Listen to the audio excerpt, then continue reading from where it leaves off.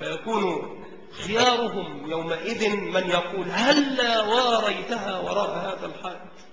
وهذا الحديث صححه الشيخ الإمام في السلسلة الصحيحة الجزء الأول. وله شاهد آخر من حديث النواس بن سمعان في حديثه الطويل في الدجال ويأجوج ومأجوج وفي آخره فبينما هم كذلك إذ بعث الله ريحا طيبة فتأخذهم تحت آباطهم فتقبض روح كل مؤمن وكل مسلم ويبقى شرار الناس يتهارجون تهارج الحمير، يعني يتسافدون تسافد الحمير كما في الحديث الذي مر. فعليهم تقوم الساعة. يتدنى المستوى الأخلاقي جدا، بل تنعدم الأخلاق تماما، ويكون خيارهم من يقول هلا واريتها وراء هذا الحائط. وشيء آخر، تهدم الكعبة حجرا حجرا يهدمها ذو السويقتين من الحبشة.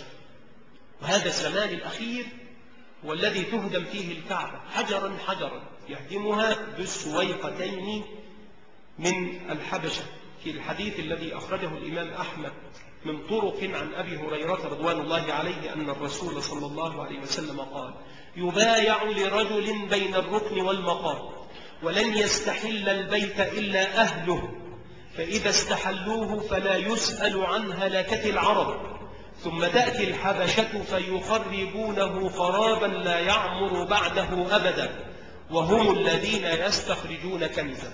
وهو حديث صحيح أخرجه أيضا ابن حبان والحاكم في المستدرك.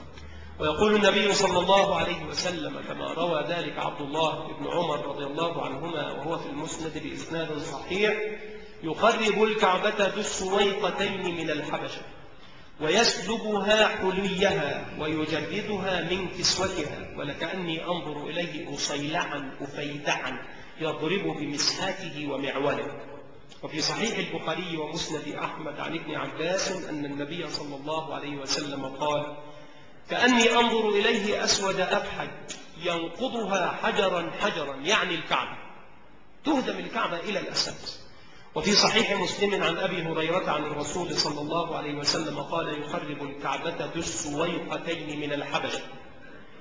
سمي أو لقب بذي السويقتين بصغر الساقين، فالسويقتان تصغير الساقين، وهي صفة للأحباش بالسودان غالبا. قد يقول قائل كيف يهدمها هذا وقد جعلها الله تبارك وتعالى حرما آمنا؟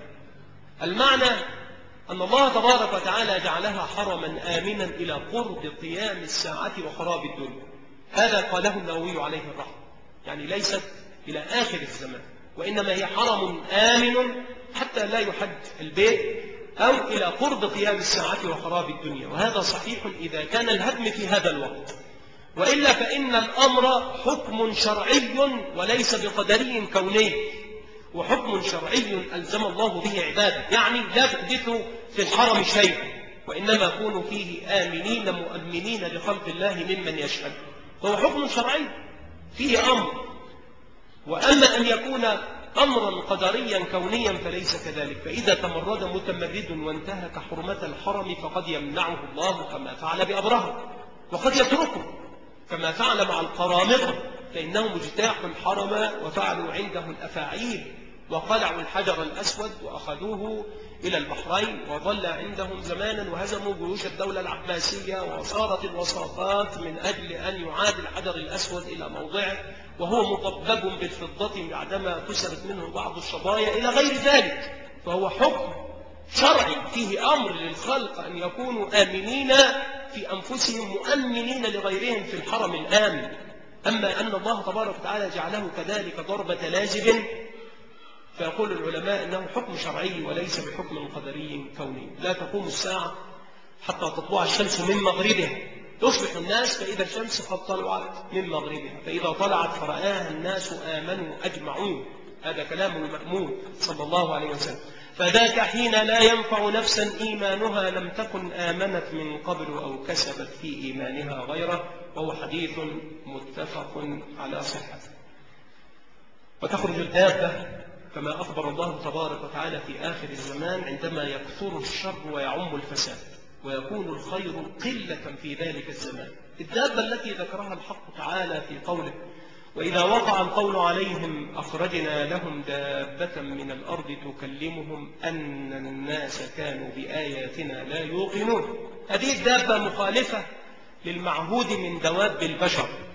هل هي الجساسة التي ذكرت في حديث تميم بن أوس أو غير ذلك؟ كلام كثير للعلماء.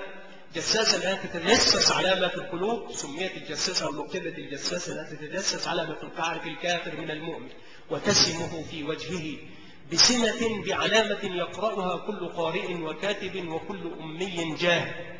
تخاطب الناس وتكلمهم، دابة تكلم الناس وتخاطبهم، وهي من أشراط الساعات الكبرى.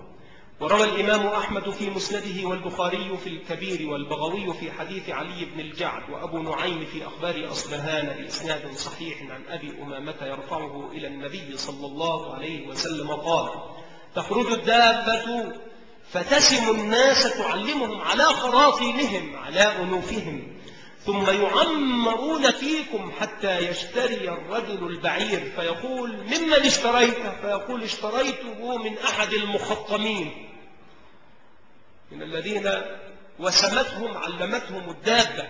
ويعمرون، يظلون أعمارا متطاولة حتى يشتري الرجل البعير فيقول له أخوه: ممن اشتريته؟ يقول: اشتريته من أحد المخطمين. تخرج نار قبل قيام الساعة من قعر عدن من اليمن، نار عظيمة جدا تحشر الناس، تسوق الناس إلى محشرهم إلى أرض الشام. والنبي صلى الله عليه وسلم عندما ذكر العلامات العشر قال: وآخر ذلك نار تخرج من اليمن تطرد الناس إلى محشرهم.